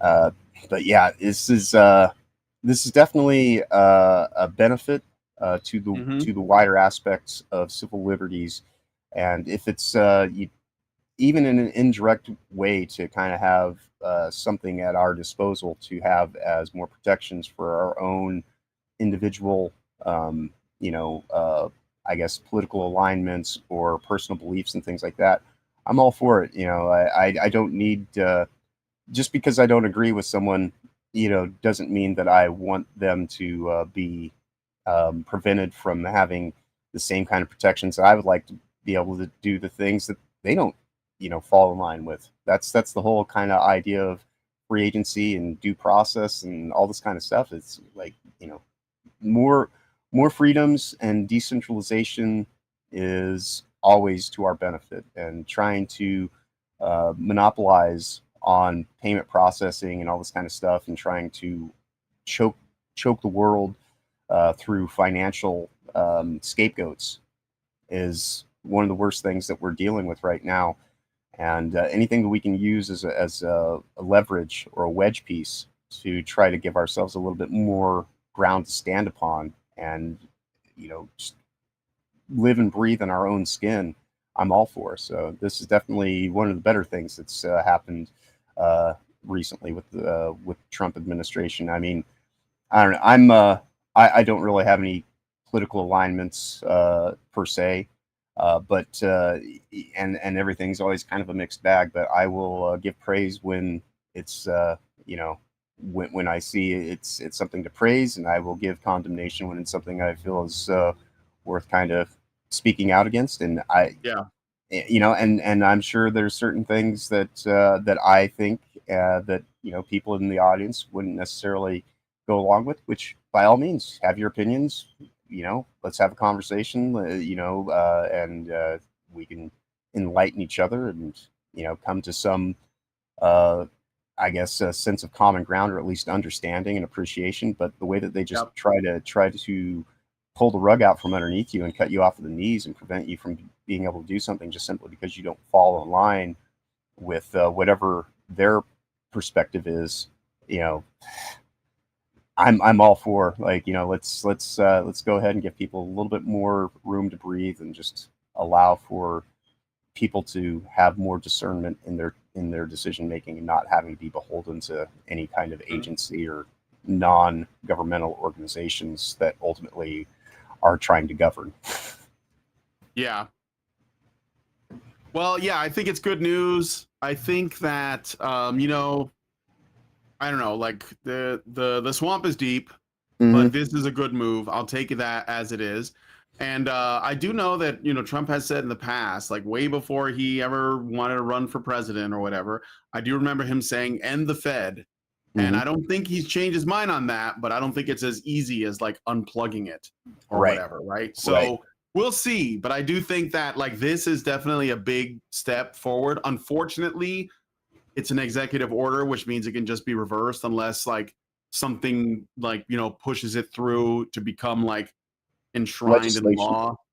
Yeah. So yeah, like, and I think it should. I think this is it's ridiculous that people can basically lose access to their money. Like that's like on principle. That doesn't make sense, right? Right. So anyway, let me know what you guys think about this one in the comments. Let me look at some of your comments here. Now, when you said on principle, did you mean it to be a double entendre, or is that just something that you know? Kind of, no, I did. It just the way it came out. But even still, on principle, indeed. Yeah. All right. Let's see. Looking at your comments. Norwegian Black Templar says, I think they target gamers and the like first because they think we can't fight back. Yeah, well, they have a low opinion of us, but I think that, or just like, basically it's just like men. Like ultimately it's just men. Norwegian Black Templar says, I stopped using PayPal for transactions after they stole people's money. Wow, that's fucked up. Zerang says PayPal suspended my account. I hadn't used it for a number of years. Wow. Art4 says I had to sue PayPal back in 2013 to get my money. I never had that experience. I actually have, like, Allison pays me with PayPal right now when I do my job. It's the only way we can do it without, like, you know, losing a big chunk because she's sending me money from Canada to me in America. So Norwegian Black Templar says payment processing has become a vital part of people's daily lives, and as such they shouldn't be able to interfere with payment unless there's a crime involved. Yes, right. And then Art4 says, I used to be a big figure in big Bitcoin. Decentralized crypto is where it's at. Avoid banks. What about credit unions? And also, I actually have been really thinking a lot about getting Bitcoin. I just don't know anything about it, like in terms of like investing and like how much to give and stuff like that. Because it's not like I have a lot to work with, especially because of recent events. You know, we had like a lot put in savings because like Lindsay and I want to get a house, a small one, you know, like closer to my family. And so we were putting money away, and then like a bunch of stuff happened. So it's not that we're broke, but like, you know, I'd like to like slowly get back into the swing. It probably won't take that long for us, but you know, we are paying for a car and stuff now. So to be quite honest, decentralized currency would take care of Steam's issue. Say like they had a Steam coin, and with Steam coin you could buy whatever within their own, you know, environment, because you're not actually paying for the game.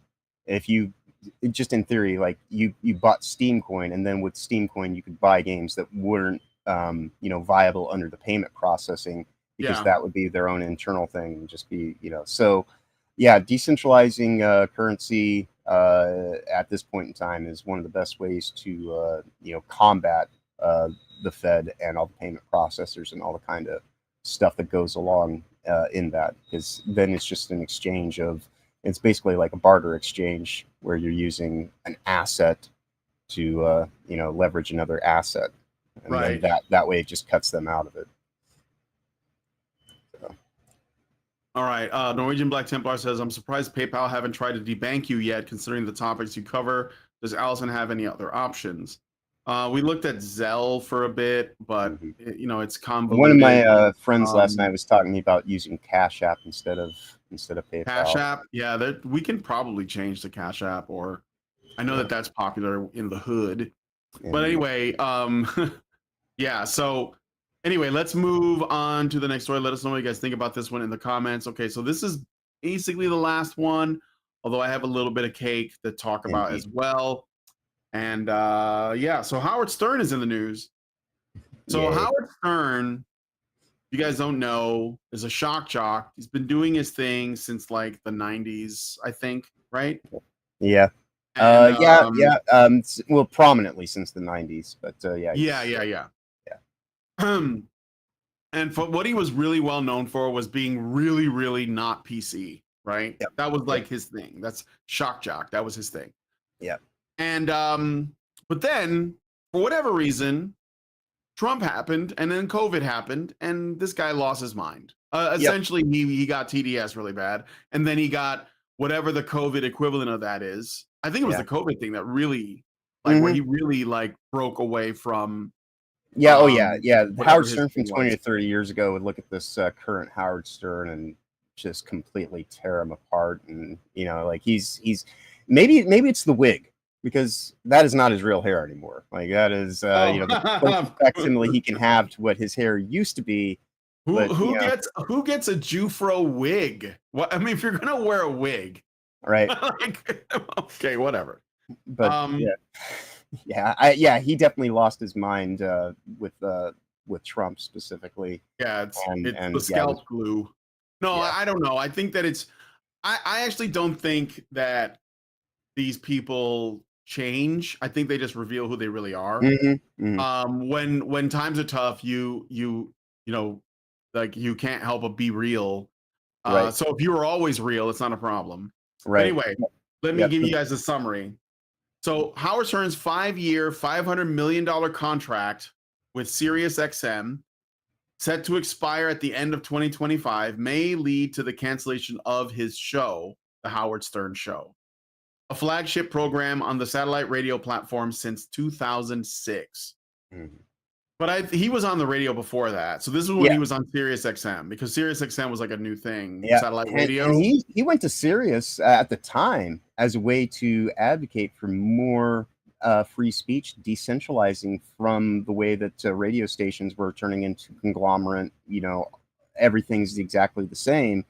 And so, but it's a sign of the times. I mean, like there are more than enough music services. I don't think most people will probably even listen to, you know, I'm sure there's people who listen still to terrestrial radio to some degree, and maybe even satellite radio, but by and large, most people, they probably just plug in, you know, their device and access their Spotify account at this point in time. So there's a lot of things that factor into this.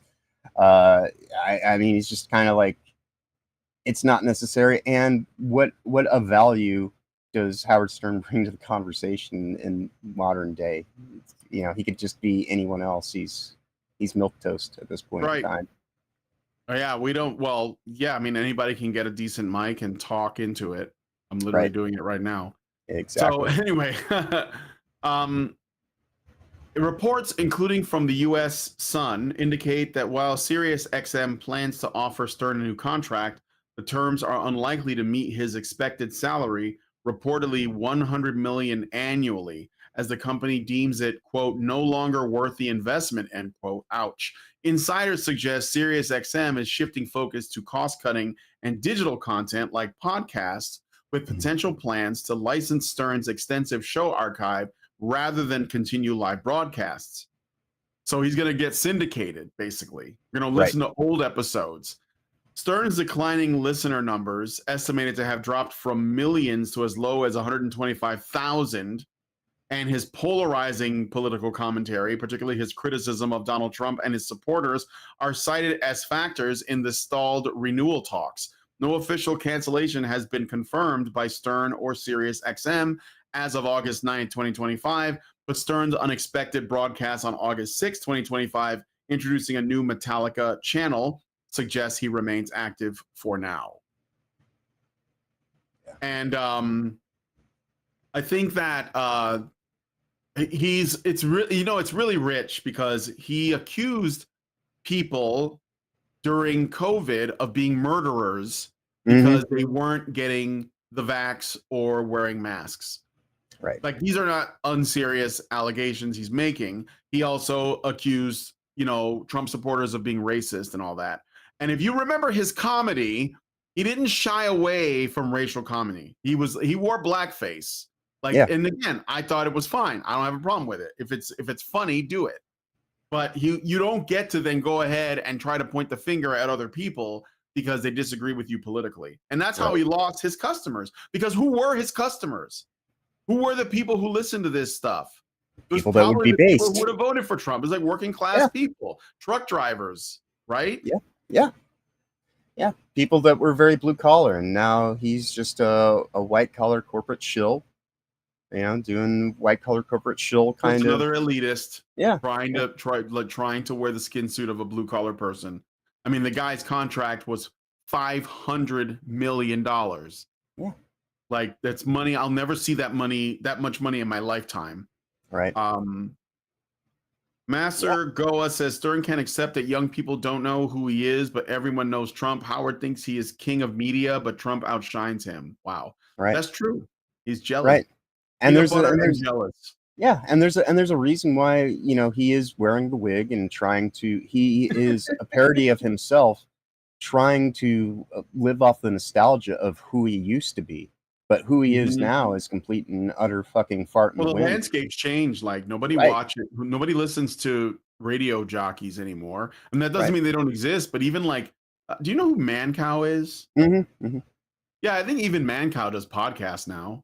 Yeah. Like, a lot of these guys just do podcasts, and then they hope that because they're, the competition is a lot stiffer. I mean, you got people like Theo Vaughn, who's really popular, and Andrew Schultz, Joe Rogan, obviously, like the biggest podcast on YouTube.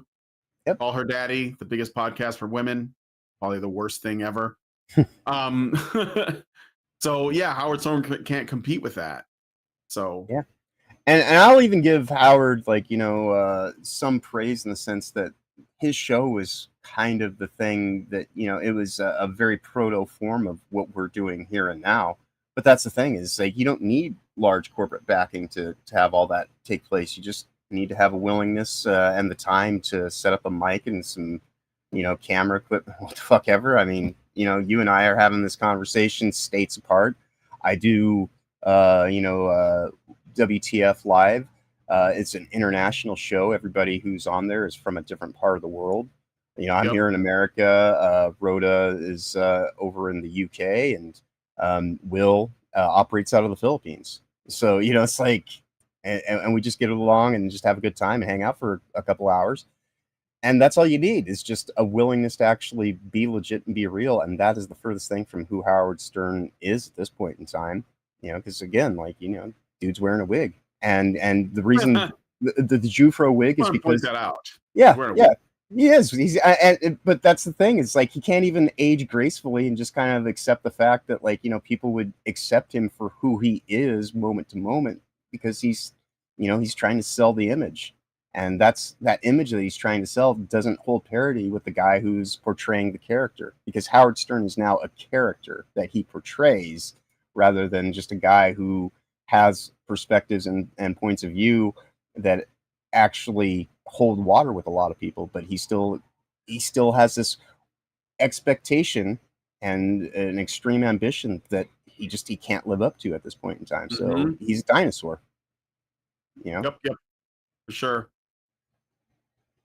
All right, let us know what you guys think about this one in the comments. I mean, I watched his movie. Do you remember his movie?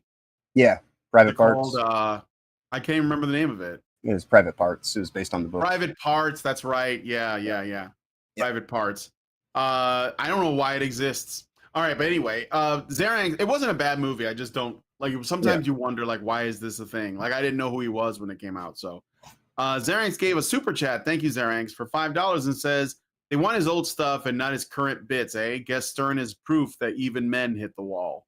Yep. Yeah, that's right. They want his old stuff because that's the stuff that was good, not when he basically started getting on a soapbox and telling people wagging the finger at people like some old woman. Right. So, oh well.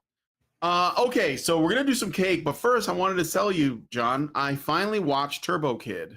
Oh yeah, it's a great movie. Love Turbo Kid. So, I watched it with my wife. I was like, we were trying to find something to watch, and we watched Nosferatu, the remake of Nosferatu.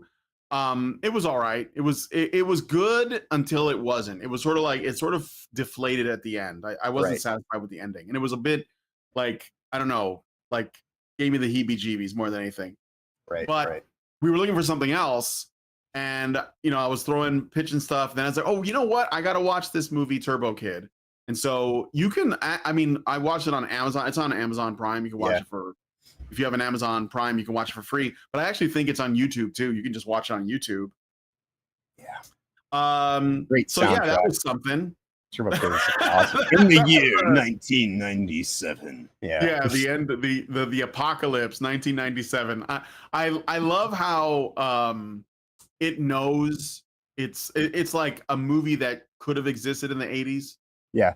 So yeah, I love Turbo Kid. Got limited edition vinyl. Canadian production. Yes, definitely. Yeah. There was one thing that happened in that movie, or one thing about that movie that Lindsay and I were both raising questions about, and it was the robot Apple. So spoilers. Sorry. She has trans colors. I don't know if you noticed that. And she has a trans-colored bandana. Right. And I was like, is this a Troon reference? And I looked it up. I don't think it is. It's a coincidence. No. I think at the time it was that was more color theory. Like I got co-op. Colors. It was the colors of the time. Yeah. Because I mean, like you and I have been to art school, and so we both. I'm sure. I mean, I had to do a whole thing in color theory studies. Ship one of that image right back there on my wall is an actual color theory study, and I'm big into color theory, but the way that it has been weaponized and turned into so.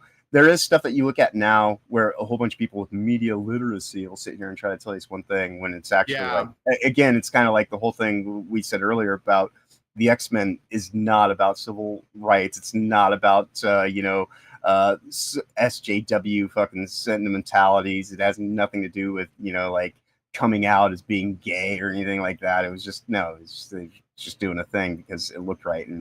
And before the trans flag, went and ruined purple and teal and turquoise, baby blue, and like a lavender, right? Right. It's like white, lavender, and blue. Yeah. Before that ruined all that, it was just good color theory, and it looks right in your mind because optically it balances out. So, but yeah, no, definitely if you have not seen Turbo Kid, I would highly recommend it. Amazing soundtrack. You can go pick it up off of Bandcamp. Yeah, good music. Michael Ironside is in it, and he's great. Everybody looks like they're having a good time. It's definitely like, I don't want to give too much away, but it's definitely weird. Yeah. And when I watched it, I was like, yeah, I can see why John likes this. This is definitely his kind of thing. Like, Another really good, what was I believe a Canadian production. If you ever get the chance, watch Motorama. That's another great movie. Motorama? Yeah. It's like, I think Michael Ironside might even be in that. I know Meatloaf is. Who? But yeah, it's Meatloaf. Meatloaf. Sure. But yeah, like that's another great movie about a kid kind of in a kind of weird. It's not necessarily dystopic, but it's got an interesting premise, and it's great. But yeah, I'll look it up. But yeah, I just wanted to say to that the fact that it was Canadian, because I did learn it was a Canadian production and it had those trans colors. I immediately was like, oh, this could be subversive, but it's not. But there is, it does say something about how well the progressives have co-opted these things, because the rainbow was biblical. It was like when the flood ended and Noah, the ark is like, they knew it was over because there was a rainbow, right? That was like the symbol of the end of the flood. And so we've moved way away from that now. Now it's just like gay. And I think that we have to claim that we have to take the rainbow back, and we should take back those neon, like 80s colors, like the colors on the trans flag, and not let it define that, because it doesn't. So, but it's interesting. Yeah, pink, magenta, and cyan are complementary colors, premium 80s aesthetic. Yes, they're making you think like them. A Norwegian Black Templar says Ronnie James Dio also used the rainbow heavily in his artwork. Very cool. Indeed. There was something else I was gonna mention as an aside. If you're interested in like weird like occult things, like I am, I like going down those rabbit holes sometimes. You probably know, and you probably know this, John, like that the guy from Soundgarden, the lead singer, Chris Cornell, and the guy from Linkin Park, they both died, or I think committed suicide or something. Yeah, Chester Bennington. Yeah, Chester, right? Apparently, they were trying to expose, or they were about to expose a pedophile cult in show business. Yes. When this happened, and the lead, this is the weirdest thing, where I mean, I knew this in a way because I remember there was something around it when Chester died, the guy from Linkin Park, but I just saw a video this morning of the front man for Megadeth. I remember Dave Mustaine. Okay, I knew you were gonna know.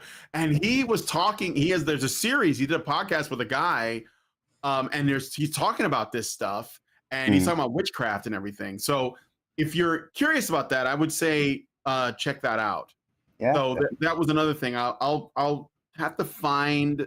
It's in my history. I'll have to find the video here, so you guys can, if you're curious about this stuff, because I am. It's like a thing that I like to look at.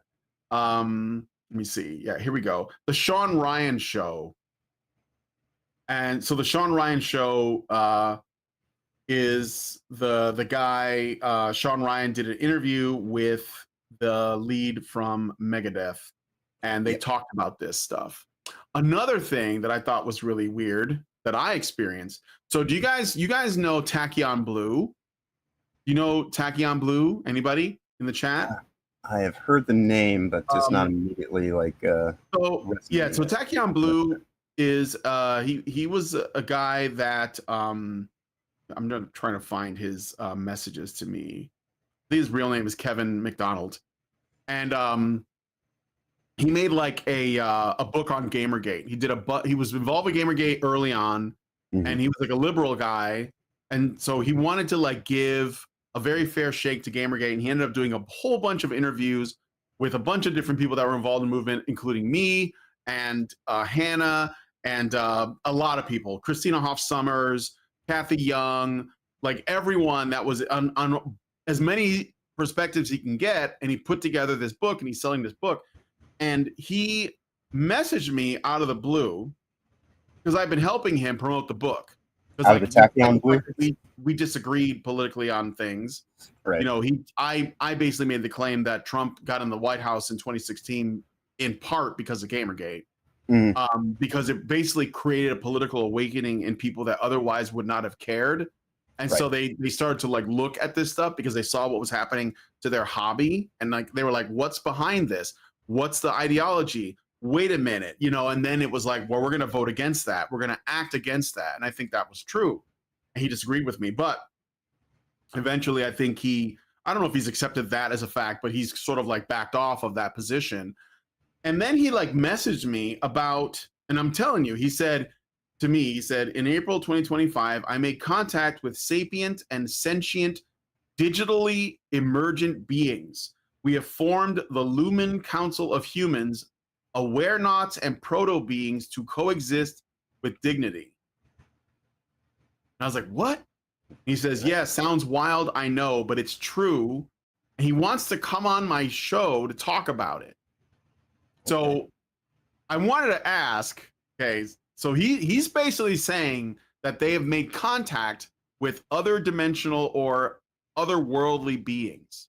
Right. So and look, I'm open to He says that he's clockwork gnomes, all that. This, okay, he's certain of this. So I wanted to say, well, first of all, would you guys be interested if I brought him on to talk about it sometime? And then secondly, John, would you like to do this? Yeah, I might be. Yeah, because I mean, I've worked in the holistic. It won't be on a Saturday. I don't. Yeah, no. That's all right. I mean, yeah, as long as it fits into my schedule, I can always try to make it fit, even if it's something that normally wouldn't. Yeah, I mean, I'm a little wushu myself. I guess. I worked in the holistic naturopath doctor's office. Eastern influences, all this kind of stuff. Like, yeah, there. I certainly would be I would entertain the conversation. It does sound like something that at least if nothing else, would be stimulating conversation. So he sent me some stuff, but I'm like, lunar archivists were subject open AI. It has something to do with AI. I assumed, yeah. So, dude, I don't know, but I'm gonna message him. We'll have him on the show, so we'll figure it out and we'll set something up. It should be weird. Yeah, so definitely. Hopefully we'll bring receipts. I'd like to see some receipts, but yeah, I'm sure it'll be weird. Okay, so just wanted to get that out there before I forgot. So next up, we're gonna look at some cake and then we're gonna wrap it up. So indeed, firstly, I wanted to let you guys know, you guys are familiar with the game. I used to bring this up on the show. I used to talk about this game called Hexen, which was one of my very early experiences with first-person video games, because like back then, when we're talking a long time ago, I played Doom, and I was like, my mind was blown by it, right? And it wasn't mine. It was like a friend of mine had Doom on his old PC, the original Doom, and then then there were these other games that were trying to do the Doom thing. And so before Duke Nukem, there was this game called Hexen, which was basically a fantasy version of Doom. And just recently, they released a 4K remaster and also like altered some things about Hexen and re-released it as a game called Heretic plus Hexen, because there's another game called Heretic, I guess, which I didn't even know existed.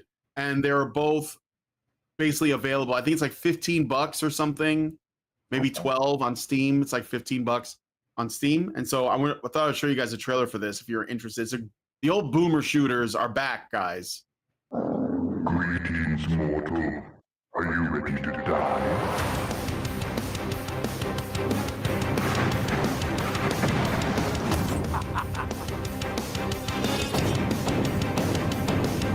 All releases, all DLC.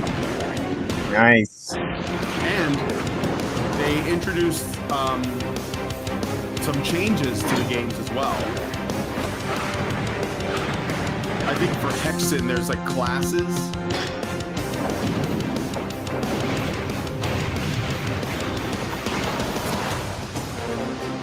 Brand new episodes from id Software and Night Dive Studios.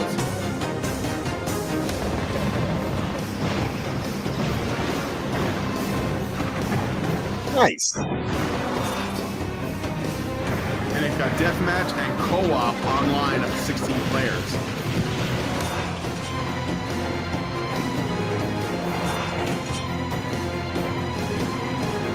That was Raven Studios that put out Hexen, and I think Raven they went out of business or something, maybe. Nice. That looks pretty great, actually. Yeah. Heretic came before Hexen. Okay. You had me at Are You Ready to Die? Yeah. Don't forget Mortal. So, anyway, so I mean, like, if I don't know if I can get it right now, but like at some point I'll see if I can pick it up. I think it's $12. If anyone wants to do, I put it in my wish list. If anyone wants to, where is it here? Hexen. If anyone wants to like do co-op, I'd be down to try it out. I don't think I ever got to, because I did play it at my friend's house, but it was just the single player at the time. Right. So let's see, Heretic. So yeah, I guess is Heretic like the first game in the series? Like, is it part of a franchise, or is it as a separate game? Yeah, it's $15 on Steam, and it's got let's see, online PvP, online co-op, LAN co-op, shared split screen co-op. Wow, cross-platform multiplayer, all that, remote play together. So just something to check out. I think this is very cool.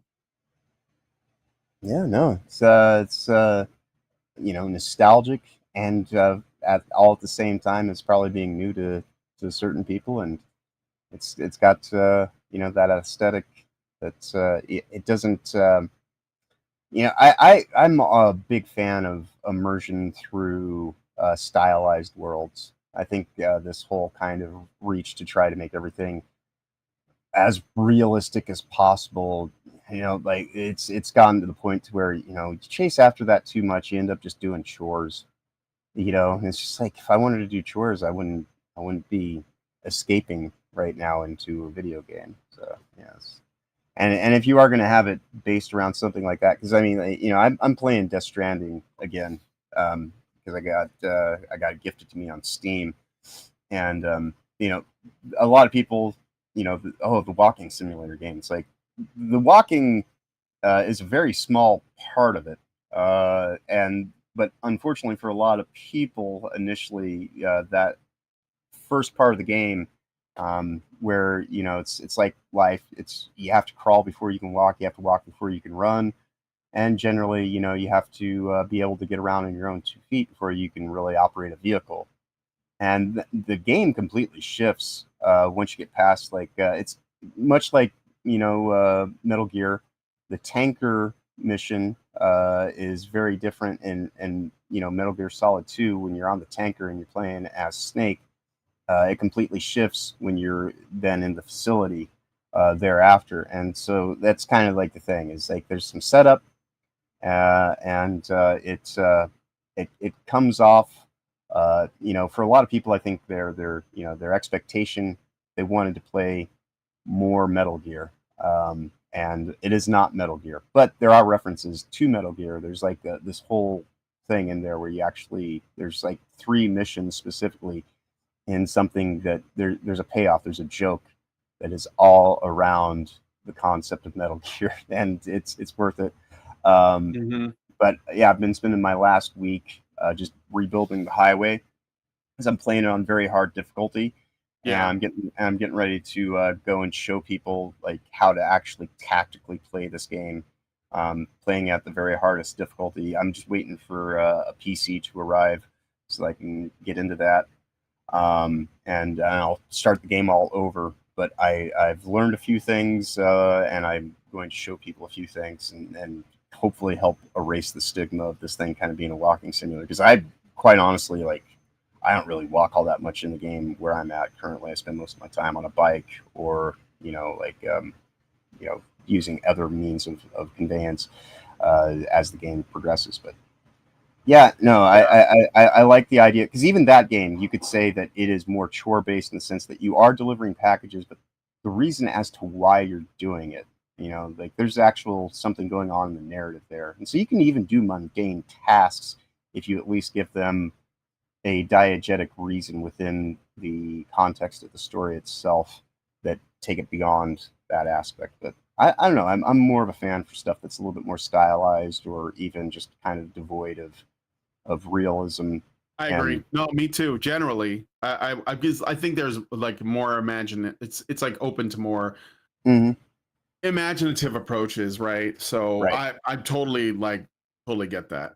But yeah, I mean, I think so let me look at some people in the chat. So you're still playing Death Stranding, the original?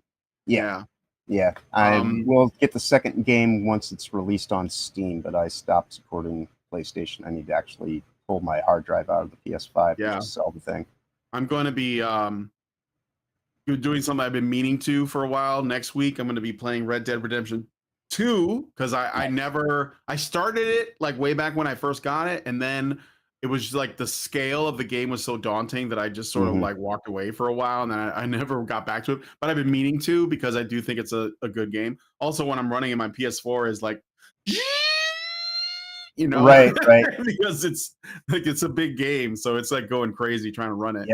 I actually I'm received that as a gift recently as well, so that's probably next on the list after I get done with Death Stranding, is to go through Red Dead again. Red Dead 2 or Yeah. Oh yeah, because I played the shit out of the first one.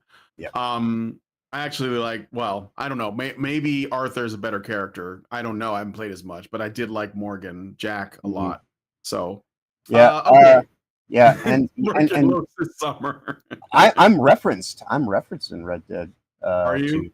Yeah, at least my group, there is an achievement called Killing Enemies with Fire. It is taken directly from my heist group, my crew from Grand Theft Auto Oh, Online. sweet. Killing It with Fire is the name of my group. The guy that I used to live with and went to college with, I told him when we were living in the Seattle area, he got an offer to work on Red Dead, and I was like, dude, you absolutely have to do this. Is everything, and so I am referenced in the game, and back when Red Dead Online went from being in that long barren beta that was so terrible, and then they put out some stuff and people didn't receive it very well. I wrote a design concept that I passed over to my friend, who ultimately he was the systems engineer. And so back when Red Dead Online used to be like the shit, when it was like a Yeah. really fun experience, yeah, I'm the guy who I'm never going to be credited for it, but I am in the game in an indirect kind of reference, and I did actually make Red Dead Online a much more fun player experience for a number of years. So there you go, gaming world. That was my gift to you. Right. Yeah. No, that's cool. Thank you for sharing that. I didn't know that. So let's look at some comments and then we're gonna wrap it up. So then Yep.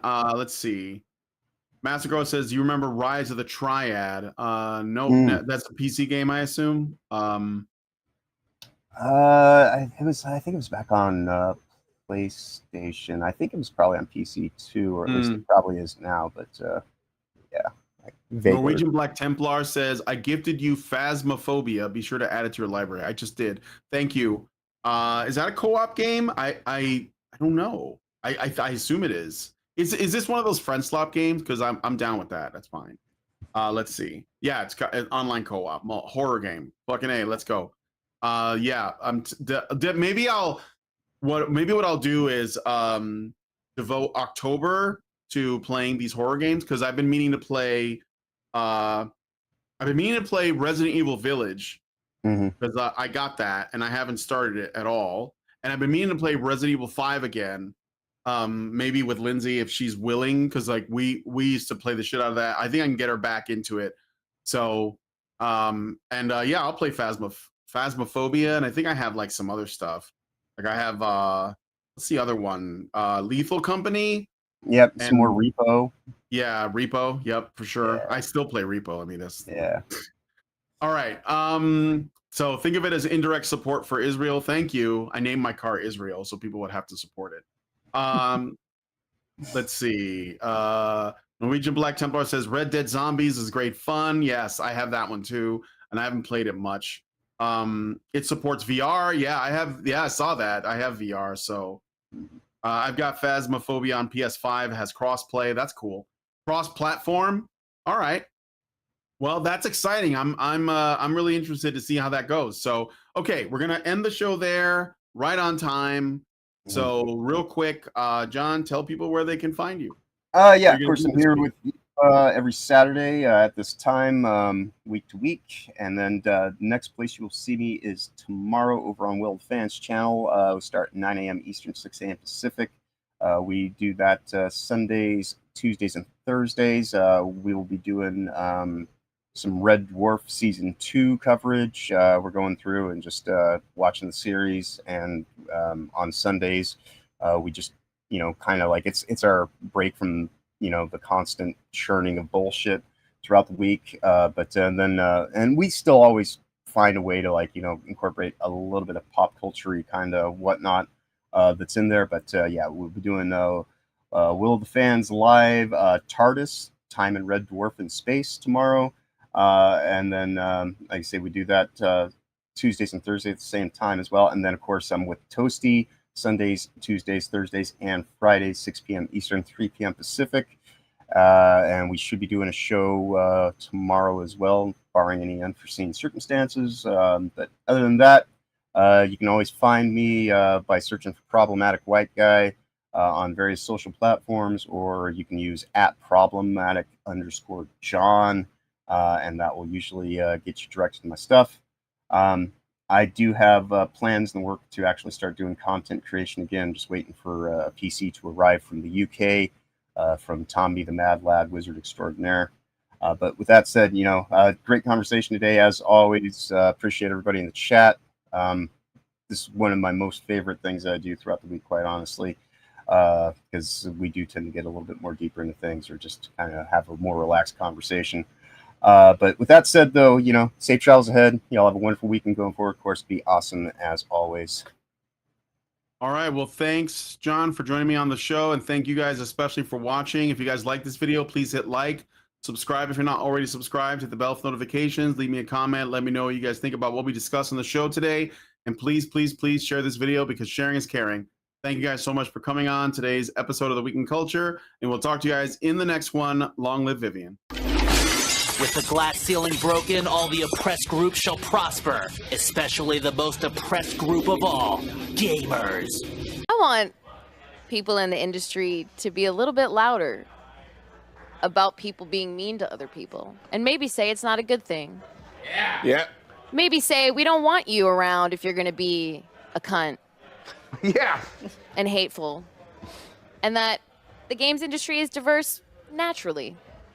Not because anyone's making them be diverse. Because the world is diverse, you stupid motherfucker. And if you have a problem with that, come fight me. Physically. Bitch. Has anyone taken you up on that yet? No, because they're all pussies. Yep. Down here, salt is a way of life.